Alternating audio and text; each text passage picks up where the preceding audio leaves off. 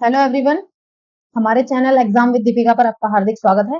उम्मीद है आप सब बहुत बढ़िया होंगे और अपनी पढ़ाई तो बढ़िया तरीके से कर ही रहे होंगे। तो चलिए, आपकी पढ़ाई और ज्यादा बढ़ाने के लिए आपको पता है एसएससी सीजीएल ने एंट्री मार दी है। ठीक है। हालांकि 27 जून से ये जो है फॉर्म फिल होना शुरू हो गया है, लेकिन फिर भी आपको इसके बारे में जो सारी डिटेल है, सारी इंफॉर्मेशन है, आज मैं इस वीडियो में आपको दूंगी। क्या क्या इस एग्जाम में होता है, क्या क्या इसमें क्वालिफिकेशन है, क्या इसमें एज क्राइटेरिया है, ठीक है, क्या क्या एग्जाम इसमें क्वालिफाइंग है, क्या सारी डिटेल्स, जितनी भी इंफॉर्मेशन है इस एग्जाम के बारे में, एसएससी सीजीएल के बारे में, वो मैं आपको देने वाली हूँ। तो देखिए, यदि आप ग्रेजुएट हैं या आप ग्रेजुएशन कर रहे हैं तो नेक्स्ट ईयर आप निकलेंगे, हर साल वैकेंसी निकलती है एसएससी सीजीएल। तो आप अपने आप को तैयार कर लीजिए, क्योंकि ये थोड़ा सा टिपिकल पेपर है। ऐसा नहीं है कि आप आज तैयारी शुरू करें और 2 महीने में आप एसएससी सीजीएल निकाल देंगे। ये पहले होता था। पहले क्या था, इसका जो एग्जाम का जो लेवल है वो उतना ठीक नहीं था। आज के समय में जो एसएससी सीजीएल है, उसका लेवल ना काफी टफ हो गया है, क्योंकि ये लोग मैथ्स बहुत बढ़िया देने लगे हैं। मतलब काफी अच्छा एग्जाम हो गया है। इसमें ना ये आपकी तैयारी बढ़िया मांगते हैं। तो इसलिए यदि आप ग्रेजुएट हैं तो इस वीडियो को लास्ट तक जरूर देखिए। और यदि आप ग्रेजुएशन कर रहे हैं या और आप सीजीएल निकालने का या सीजीएल एग्जाम में बैठने का, एसएससी सीजीएल देने की इच्छा रखते हैं, तो आप ये वीडियो जरूर देखिए। ठीक है। तो चलिए, हम शुरू करते हैं। अब इस बार एसएससी सीजीएल 2024, जो आपको पता है वैकेंसी आउट हो चुकी है, एग्जाम फिल किए जा रहे हैं। बहुत ज्यादा वैकेंसी इस बार आपकी निकली है। 17,727 वैकेंसी आपसे मांगी गई है। ठीक है। आज इसमें क्या एलिजिबिलिटी है, क्या क्या जो भी इंफॉर्मेशन है वो हम कवर करने वाले हैं। सबसे पहले तो देख लीजिए वैकेंसी 17,727। चलिए आगे देखते हैं। देखिए, माफ कीजिए, 24 जून से आपका फॉर्म फिल होना शुरू हुआ है। डेट ऑफ सबमिशन जो है आपकी 24 जून है। 24 जून से ये शुरू हुआ है और 24 जुलाई तक, यानी कि पूरे 30 डेज इसमें आपको दिए गए हैं। पूरे 30 दिन का समय जो है वो इस एप्लीकेशन को फिल करने के लिए दिया गया है। एग्जाम फॉर्म को फिल करने की, एसएससी सीजीएल के जो एग्जाम है जिसका, इस एप्लीकेशन को फिल करने की जो लास्ट डेट है आपकी, वो है आपकी 24 जुलाई। इसको जरूर नोट कर लीजिए। और ये मत सोचिएगा हम एप्लीकेशन को लास्ट डेट पर भरेंगे। जितना जल्दी हो सके कोशिश किया करें अपने फॉर्म को टाइमली फिल करने का। देखिए, उससे क्या होता है, यदि किसी कारणवश आपका फॉर्म नहीं भरा जाता है या छोटी मोटी कोई मिस्टेक हो जाती है, तो यदि आप समय से भर देंगे तो समय रहेगा कि आप उन चीजों को इम्प्रूव कर सकें। परंतु यदि आप बिल्कुल लास्ट डेट पर जाकर भरेंगे, सपोज आज 24 जुलाई लास्ट है, आप 23 जुलाई से या 22 जुलाई को ही भरेंगे और सर्वर डाउन हो गया या कोई ना परेशानी होगी, तो आपको समस्या आ सकती है। इसलिए समय से अपना फॉर्म फिल करें, सबसे पहली बात। ठीक है। देखिए, अब आपको पता है 24 जुलाई तो लास्ट डेट हो गई एप्लीकेशन फॉर्म फिल करने की। अच्छा, किसी कारणवश आपकी पेमेंट रुक जाती है और ऑनलाइन जो पेमेंट होती है, तो उसके लिए आपको एक दिन एक्स्ट्रा दिया गया है, रात 11 बजे तक। कितना? 25 जुलाई। ठीक है। आप एक दिन एक्स्ट्रा ले सकते हैं फीस सबमिट करने के लिए। तो 25 जुलाई तक आप इसकी फीस सबमिट कर सकते हैं और 24 जुलाई रात्रि 11 बजे तक आप ये एप्लीकेशन फिल कर सकते हैं। आगे देखते हैं। इसने कहा है dates of window for application form correction. अब इसमें क्या है, जब हम फॉर्म फिल करते हैं कहीं ना कहीं छोटा मोटा करेक्शन, छोटी मोटी मिस्टेक हो जाती है, तो उसको करेक्शन के लिए भी इन्होंने एक दिन का समय दिया है। ये दिया है इन्होंने आप अगस्त में। ठीक है। 24 तक ये आपसे एप्लीकेशन फिल करवाएंगे। उसके बाद 25 जुलाई, यानी अगले दिन की रात्रि 11 बजे तक आप इसमें फीस सबमिट कर सकते हैं। उसके बाद 10 अगस्त को ये लोग, 10 अगस्त से 11 अगस्त रात्रि 11 बजे तक आप करेक्शन कर सकते हैं। ठीक है। करेक्शन आप इसमें कर सकते हैं। इसमें आपको 2 दिन का समय दिया गया है। अब देखिए टेंटेटिव, सबसे बड़ी बात क्या है, आपको एग्जाम, इसमें 2 टीयर होते हैं, टीयर 1 टीयर 2। देखिए, पहले इसमें 4 टीयर होते थे, 1 2 3 4, चार चार टीयर, बड़ी दिक्कत होती थी। अब क्या है, 2 टीयर इसमें कर दिए गए हैं। दोनों कंप्यूटर बेस्ड एग्जाम, दोनों टीयर जो होंगे वो कंप्यूटर बेस्ड होंगे। तो जो टीयर 1 है, इसके भी एग्जैक्ट डेट तो नहीं आई है कि जी इतनी तारीख को होना है, परंतु सितंबर से अक्टूबर में आपका ये एग्जाम हो जाना है। ठीक है। अच्छा, जब टीयर 2 की बात करें तो दिसंबर में आपका टीयर 2 भी हो जाएगा। ठीक है। अब देखिए, सबसे इंपॉर्टेंट बात, पहले तो इस चीज को ना आप नोट कर लीजिए कि सितंबर अक्टूबर में आपका टीयर 1 है और दिसंबर में आपका टीयर 2 है। आपको ज्यादा समय नहीं मिलेगा। ठीक है, याद रखिएगा। अब एज क्राइटेरिया पे हम आ जाते हैं। 18 साल से लेकर 32 साल तक इसमें एज मांगी गई है। ये क्राइटेरिया इसलिए है क्योंकि इसमें अलग अलग तरह की वैकेंसी है, बहुत सारी वैकेंसी इसमें है, बहुत तरह की वैकेंसी है, ठीक है। तो उन सभी तरह की वैकेंसी के हिसाब से इसमें एज मांगी गई है 18 से 32 वर्ष। एससी और एसटी के लिए 5 वर्ष की छूट इसमें है, ओबीसी के लिए इसमें 3 वर्ष की छूट दी गई है, ठीक है। क्वालिफिकेशन आपको पता है, ग्रेजुएशन इसमें मांगी गई है, चाहे आप किसी भी स्ट्रीम से हो। देखिए ये एसएससी सीजी यहाँ ना जीडी है, सीजीएल है, ठीक है। चलिए अब क्या देखना है, टीयर 1 को देखिए। सबसे इंपॉर्टेंट पॉइंट ना हमारा इस पूरी जो पीपीटी होती है, आई मीन पूरी जो हमारी क्लास है, इसमें सबसे ज्यादा इंपॉर्टेंट पॉइंट हमारा यही है कि टीयर 1 जब आप देने जाएंगे उसमें है क्या, ठीक है। टीयर 1 देने जा रहे हैं तो क्या है, तो देखिए टीयर 1 जो आपका एग्जाम है 100 नंबर का ये पेपर हो, कितने नंबर का, 100 नंबर का, ठीक है। और इस 100 नंबर के पेपर में 100 नंबर का ये पेपर है, 4 हिस्सों में ये डिवाइड होगा, ठीक है। 100 नंबर का पेपर जरूर है लेकिन नंबर है 200, क्वेश्चन इसमें 100 आएंगे, 100 क्वेश्चंस का पेपर है, नंबर है इसमें 200, 200 नंबर का, यानी 2 नंबर का एक क्वेश्चन है। देखिए इस 100 क्वेश्चन में आपसे क्या क्या पूछा जाएगा। सबसे पहले तो आपसे पूछा जाएगा जनरल इंटेलिजेंस एंड रीजनिंग। कितने क्वेश्चन आएंगे, 25 क्वेश्चन। 25 क्वेश्चन आपके पास आएंगे रीजनिंग के, ठीक है, जिसे हम कंप्लीट नाम रीजनिंग का जनरल इंटेलिजेंस एंड रीजनिंग होती है। तो 25 क्वेश्चन आएंगे आपके रीजनिंग के, जो 2 नंबर का एक क्वेश्चन है, तो टोटल मार्क्स कितने हुए, 50, ठीक है। अब देखिए दूसरे नंबर पर क्या है, आपकी आएगी जनरल अवेयरनेस। जनरल अवेयरनेस कितनी है आपकी, 25 क्वेश्चन आपसे पूछे जाएंगे, ये भी 50 नंबर के हैं। उसके बाद क्या आता है, क्वांटिटेटिव एप्टीट्यूड। क्वांटिटेटिव एप्टीट्यूड का मतलब होता है ये जो मैथ्स है ना हमारा, ये क्वांटिटेटिव एप्टीट्यूड होता है, ठीक है। यानी कि मैथ्स आएगा आपका 25 नंबर का और मार्क्स हो गए 50, क्योंकि 2 नंबर का एक क्वेश्चन है। आगे आती है इंग्लिश कॉम्प्रिहेंशन। इंग्लिश कॉम्प्रिहेंशन आएगी आपकी, 25 क्वेश्चन आएंगे 50 नंबर के, ठीक है। तो टोटल क्वेश्चन कितने हो गए, 100, और नंबर कितने हो गए, 200। अब देखिए समय आपको दिया जाएगा 1 घंटा 20 मिनट का, ठीक है। 1 घंटा 20 मिनट का समय आपको इस एग्जाम के लिए दिया जाएगा, ठीक है। 1 घंटा 20 मिनट, यानी कि यानी कि 80 मिनट, ठीक है। 80 मिनट आपको टोटल इस एग्जाम के लिए मिलेंगे। अब देखिए ये क्या कहता है कि पेपर जो है ना दोनों लैंग्वेजेस में होगा, इंग्लिश में भी होगा, हिंदी में भी होगा। इंग्लिश के पोर्शन को छोड़कर, आपको पता है ये जो 25 नंबर की इंग्लिश आएगी, इस इंग्लिश को छोड़कर ये तीनों जो पार्ट हैं ये हिंदी और इंग्लिश दोनों में होंगे। जिस लैंग्वेज में आप कंफर्टेबल हो उस लैंग्वेज में आप इस एग्जाम अपियर कर सकते हैं, ठीक है। जब कंप्यूटर पहली और दूसरी चीज ये कंप्यूटर बेस्ड एग्जाम है, तो आपको ना लैंग्वेज चूज करने का भी उसमें होता है कि आप कौन सी लैंग्वेज में आप पेपर दे रहे हैं। वैसे स्क्रीन पे मोस्टली दोनों ही लैंग्वेज क्वेश्चन आता है। इंग्लिश वाला पोर्शन तो आपको पता है इंग्लिश में ही पूछा जाता है। इसे छोड़कर बाकी जितना भी एग्जाम है, पेपर है, जितने भी क्वेश्चन है, वो सब आपके दोनों लैंग्वेजेस में होंगे, ठीक है। और सबसे इंपॉर्टेंट बात, इसे नोट कर लीजिए, इस एग्जाम में नेगेटिव मार्किंग होगी और वो होगी 0.5, ठीक है।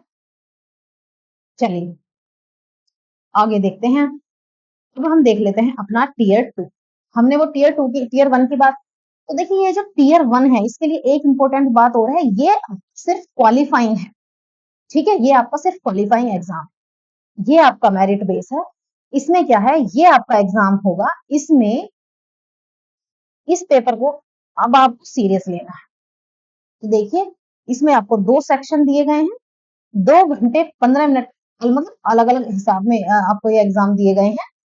इसमें क्या है, सेक्शन 1 जो दिया गया है, इसमें क्या है, मॉड्यूल 1 और मॉड्यूल 2 दो हैं, जिसमें मैथमेटिकल एबिलिटीज मैथ्स पूछा जाएगा आपसे 30 नंबर का, जिसमें से एक क्वेश्चन होगा 3 नंबर का, ठीक है। तो ये कितने हो गए, 90 नंबर के ये क्वेश्चन। उसके बाद आपसे पूछेगा reasoning and general intelligence. Reasoning आपसे पूछ रहा है, ये भी 30 नंबर की है, 30 क्वेश्चन सॉरी इसमें आएंगे। मैथ्स और रीजनिंग में दोनों में 30 क्वेश्चन आएंगे, यानी 30 क्वेश्चन आएंगे। तो ये भी कितने हो गए, 90। तो ये टोटल कितने हो गए, 180 नंबर। का आपसे सेक्शन 1 पूछा जाएगा जो मैथ्स और रीजनिंग होगा। समझ गए? मैथ्स और रीजनिंग, ठीक है, 180 नंबर। अब आगे देखते हैं सेक्शन 2 क्या कहता है। मॉड्यूल 1 में आपसे इंग्लिश लैंग्वेज पूछी जाएगी। देखिए इंग्लिश के जो वेट इस पेपर में जो इंग्लिश का वेटेज है वो थोड़ा ज्यादा है।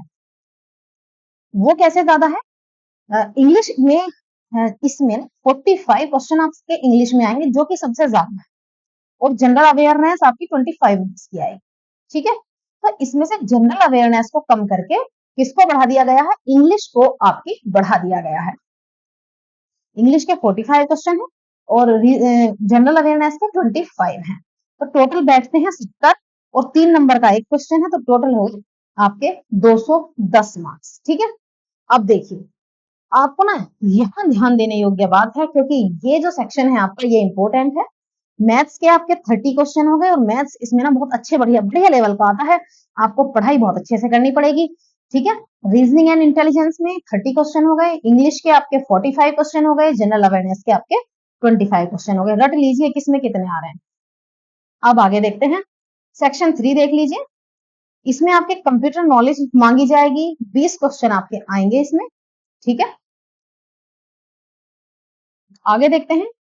देखिए ये इसमें कुछ डाटा एंट्री वाले भी मांगे गए हैं, जिसमें 15 मिनट का आपको टेस्ट देना होगा। इसमें डाटा एंट्री के लिए ना टाइपिंग टेस्ट होगा, ये उन लोगों के लिए है जो डाटा एंट्री वाले।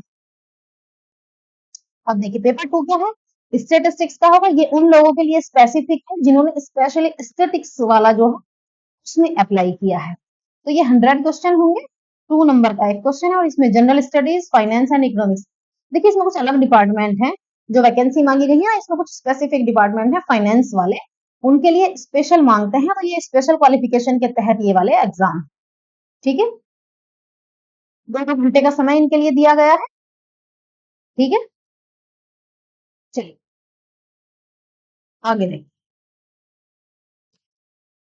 देखिए इसमें आपको थोड़ी सी यहाँ वैसे दी गई है डिटेल में, जरा एक बार पढ़ लीजिए, आपको शायद इधर से नजर ना आ रहा हो, लेकिन मैं बता दूंगी ये क्या है। ये कह रहा है tier 1 will include inducting in conducting of paper 1, paper 2 and paper 3 in separate shifts. अलग अलग दिन में ये होगा।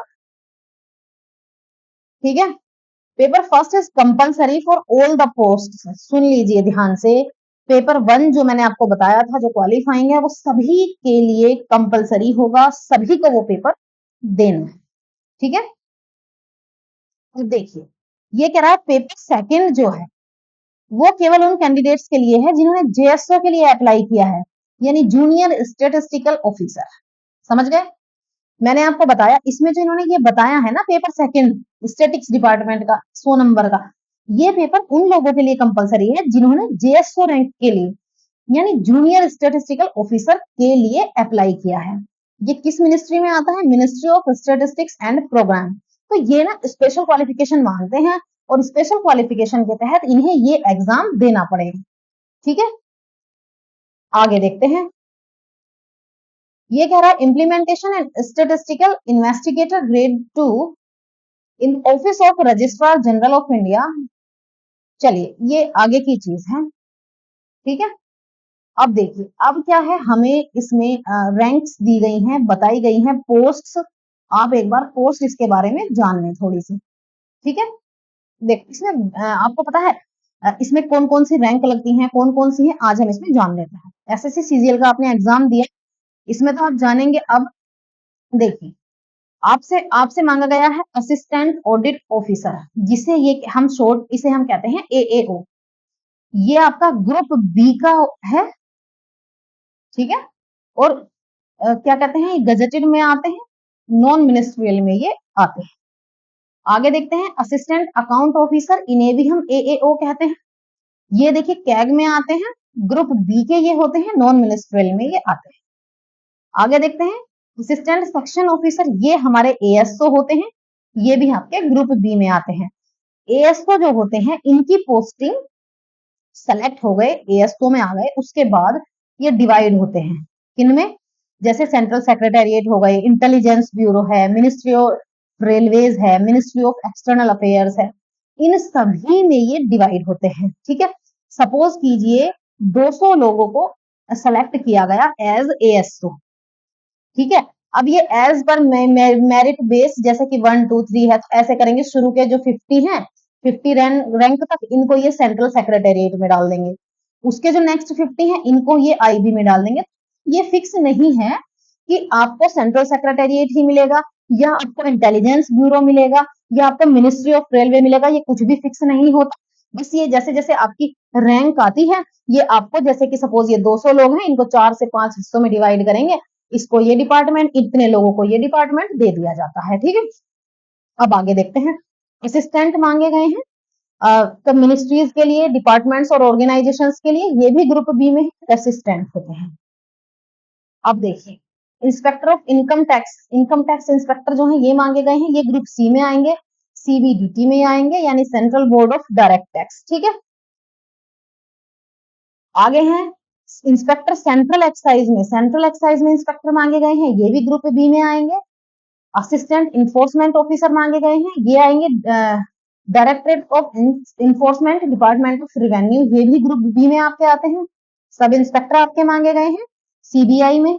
देखिए CBI में जो लोग जाते हैं, अभी किसी ने एक क्वेश्चन पूछा था कि CBI में कैसे जा सकते हैं, तो देखिए CBI में आप यहाँ से जा सकते हैं। CBI में जो भर्ती होती है ना, वो इनके थ्रू होती है, ठीक है। ये SSC CGL से आप CBI में जा सकते हैं, यहाँ से अवसर मिलता है CBI में जाने का। अदरवाइज आप किसी और डिपार्टमेंट में होते हैं तो वहां से आप डेप्यूटेशन पर यहाँ जा सकते हैं, ठीक है। डेप्यूटेशन ही केवल एक ऑप्शन है, अदरवाइज यहाँ जो डायरेक्ट रैंक होती है वो सब इंस्पेक्टर से आप CGL के थ्रू इसमें जा सकते हैं। और आपको पता है ये ग्रुप बी की रैंक है। ये है सेंट्रल ब्यूरो ऑफ नार्कोटिक्स में आप जा सकते हैं एज इंस्पेक्टर, ये भी आप ग्रुप बी में जाते हैं। आगे देखते हैं, जूनियर स्टैटिस्टिकल ऑफिसर यानी JSO मांगे गए हैं, जिसके लिए पेपर सेकंड देना अनिवार्य है। ये स्टैटिक्स एंड प्रोग्राम इंप्लीमेंटेशन के लिए होते हैं, ये भी आपके ग्रुप बी में आते हैं। अब देखिए, स्टैटिस्टिकल इन्वेस्टिगेटर होते हैं ग्रेड 2, ये रजिस्ट्रार जनरल ऑफ इंडिया के तहत आते हैं और ये ग्रुप बी में आते हैं। अब आपको पता है ऑडिटर आते हैं CGDA में, कैग के अंडर आते हैं ये ग्रुप सी में। आगे जानते हैं, अकाउंटेंट और जूनियर अकाउंटेंट, ये किसी भी मिनिस्ट्री और डिपार्टमेंट्स के लिए ले जाते हैं। मैंने बताया ये फिक्स नहीं होता कि आपको किस डिपार्टमेंट में अकाउंटेंट और जूनियर अकाउंटेंट लगाया जाएगा, ठीक है, ये फिक्स नहीं होता है। तो ये किस में आएंगे, आपके ग्रुप सी में आएंगे। आगे देखते हैं, senior secretariat assistant upper division clerk. अब देखिए ये क्लर्क्स हैं, जो आपसे बताया था ना मैंने, टेस्ट होता है, कौन सा, टाइपिंग टेस्ट जो होता है कंप्यूटर बेस्ड, यहाँ इनके लिए वो टेस्ट देना जरूरी होता है। ये ग्रुप सी में आएंगे। सेंट्रल गवर्नमेंट ऑफिस, मिनिस्ट्रीज और अदर जितने भी डिपार्टमेंट्स हैं उनमें ये, सेंट्रल के जो डिपार्टमेंट्स हैं उनमें ये लिए जाते हैं। अगर टैक्स असिस्टेंट CBDT और CBIC में ग्रुप सी में आएंगे, ये टैक्स असिस्टेंट है। आगे हैं अपर डिवीजन क्लर्क्स, ये किसी भी गवर्नमेंट डिपार्टमेंट में, सेंट्रल गवर्नमेंट में डिवाइड कर दिए जाते हैं, ग्रुप सी में ये डिवाइड है। तो देखिए ये थी संपूर्ण जानकारी कि हमारे पास किस किस के रैंक के तहत ये मांगे गए हैं, कौन कौन सी रैंक इसमें दी गई हैं आपकी SSC CGL में। सभी पोस्ट के बारे में मैंने आपको क्लियर किया है, इसमें कितनी सारी पोस्ट हैं, कितनी सारी। अब देखिए ये जितनी भी तरह की रैंक्स हैं, पोस्ट हैं, इनके लिए आपको 17,727 है शायद वैकेंसी आपको दी गई है। 17,727 वैकेंसी है, ये आप दी गई है, ठीक है। तो ये चीज होती है। अब आप क्या करना है, तैयारी अपनी बढ़िया रखिए, शुरू कीजिए, क्योंकि आपका जो एग्जाम है वो बहुत ज्यादा दूर नहीं है, ठीक है। सितंबर अक्टूबर कोई ज्यादा समय नहीं होता है, ठीक है।